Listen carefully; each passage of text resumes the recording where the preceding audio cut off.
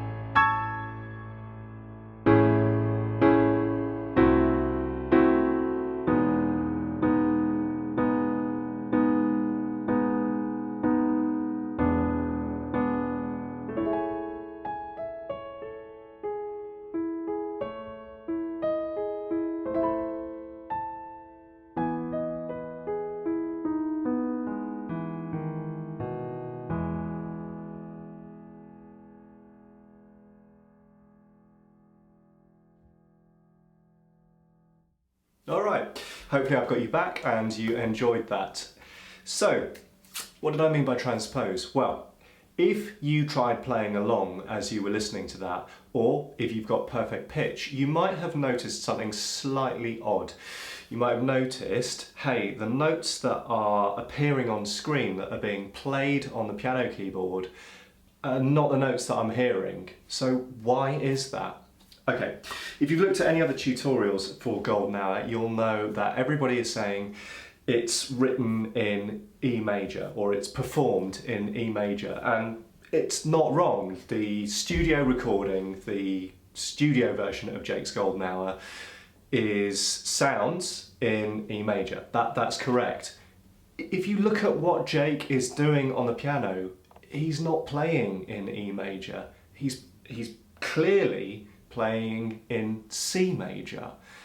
And if you look at any of the other versions, any of the other live versions, look at what his hands are doing on the piano. That's C major that he's playing in. But it's never C major that's sounding. So why is that?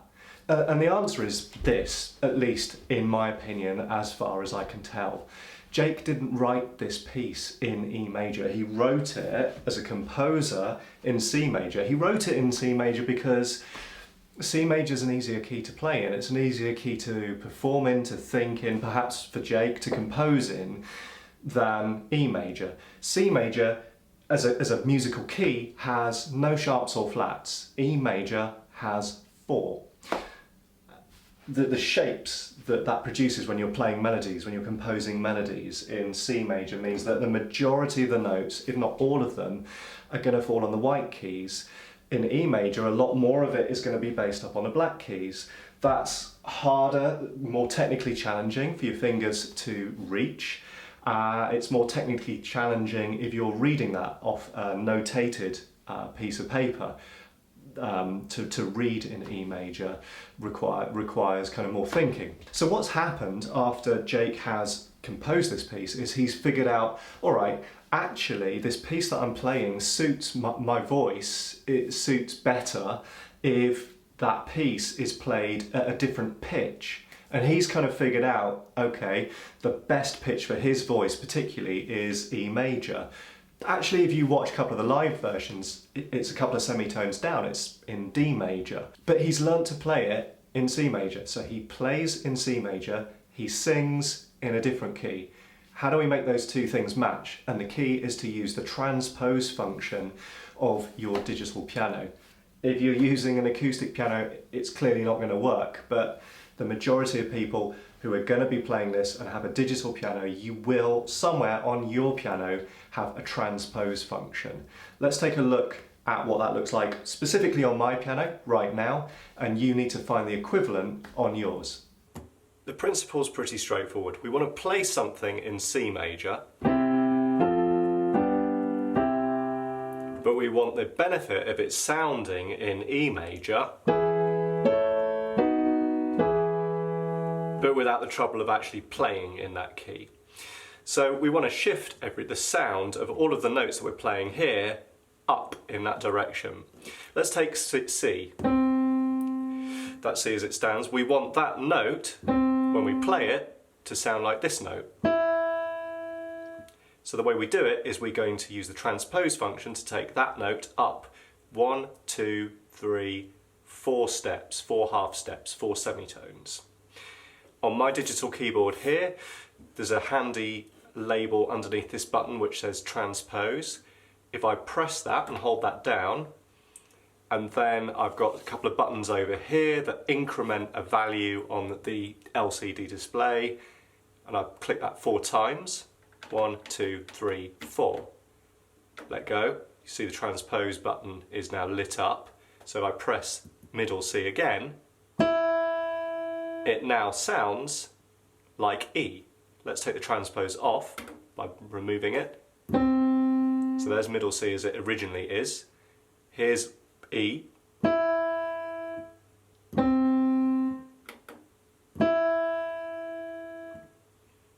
That simple. So you've got the riff that Jake plays. That's in C major.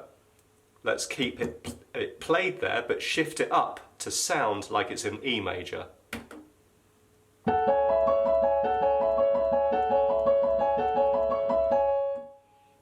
If you want it in D major, you take that transpose down a couple of half steps. Now, if I play the same thing again, it's going to sound like it's in D major.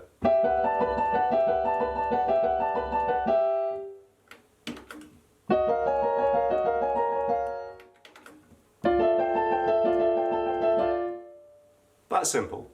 Okay, hopefully with that explanation, that walkthrough, and spending a little bit of time on your own digital piano, you figured out where the transpose function is on your piano. You're now able to pitch shift your piano either up to the key that Jake sings it in, E major, or any other key, higher, a little bit lower, C major itself. Everybody's voice, works at a slightly different pitch range. Find the key that's going to work best for you.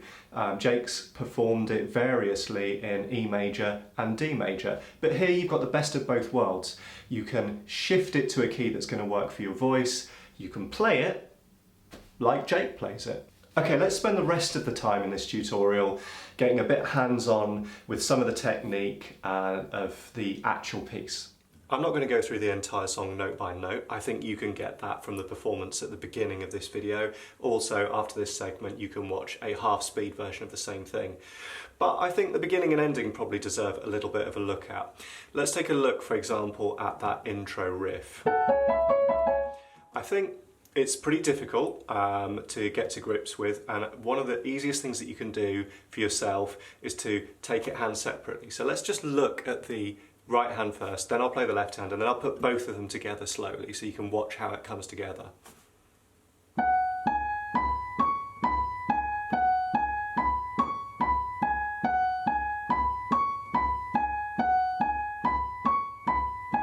Just move the thumb down now to C.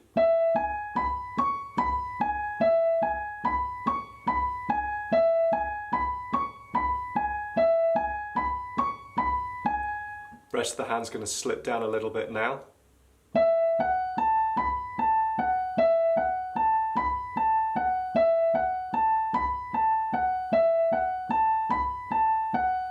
And now just move one white note down with each finger.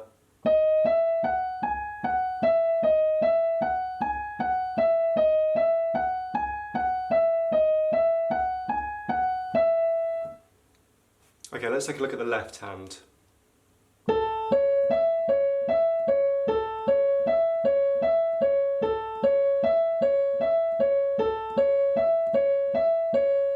Effectively, we just move down one white note.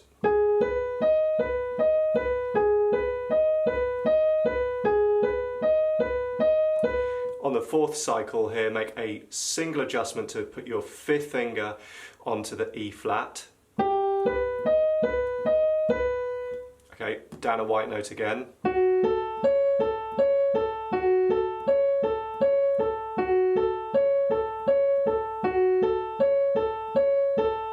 And again.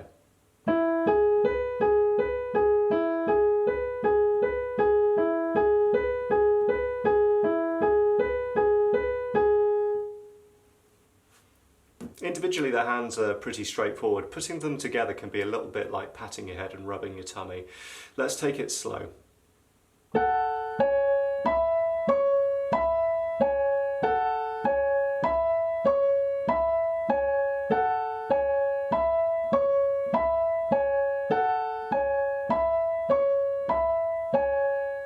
Okay, here's the move.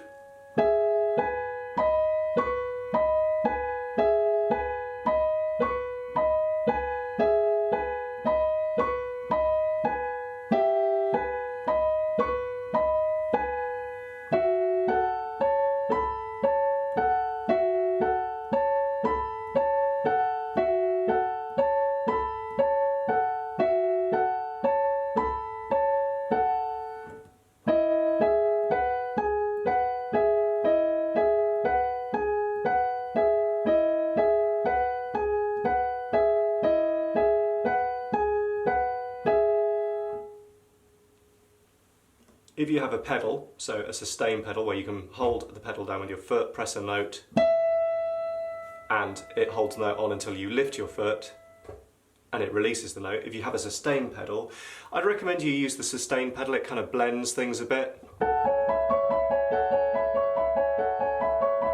kind of get that dreamy, ethereal quality. I would re-pedal, so every 4 cycles, put your foot down on the pedal, 2, 3, 4. At this point, where you're going to change notes, lift the pedal, re-pedal.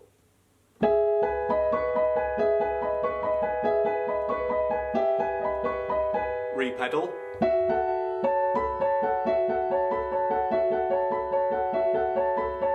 And pedal again here.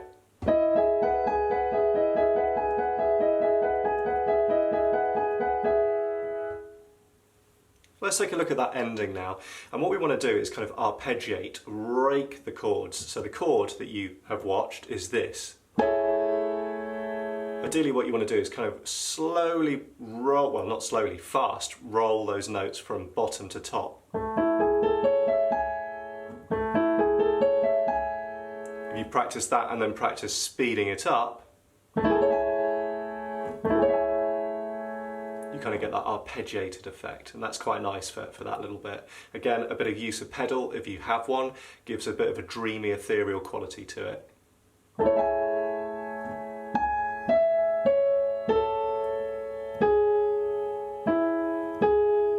would probably re-pedal here. I would re-pedal here, and again an arpeggiated chord.